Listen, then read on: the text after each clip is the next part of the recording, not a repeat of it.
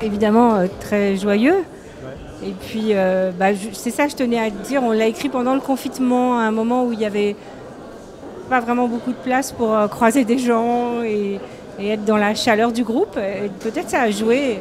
C'est ce que m'a dit la présidente, dans le fait qu'ils avaient été très émus par l'humanité du film.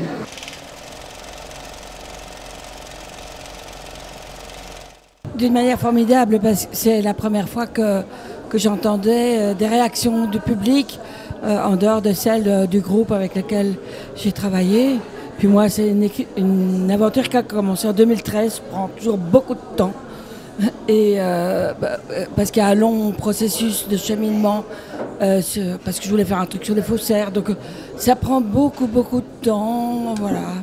Et comme dit Frédéric, pendant le Covid, c'était assez heureux parce qu'on n'avait pas de coup de fil ou de rien d'autre à faire.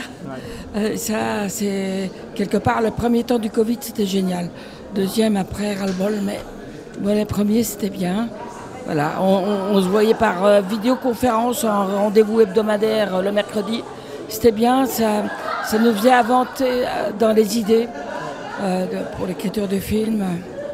Voilà.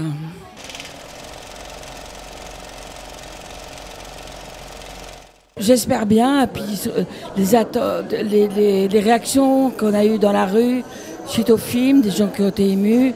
Sergi Lopez n'avait pas encore vu, il pleurait à la fin. Ça m'a plu qu'il pleure.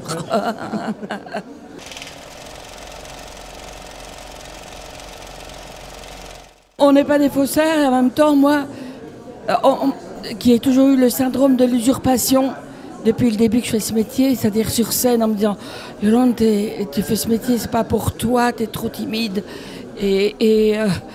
Ici, je fais l'apologie du faussaire. Il nous faut ça pour rêver, il nous faut ça pour affronter la vie qui est souvent morne et plus ennuyeuse. Il nous faut du rêve, il nous faut de l'humain.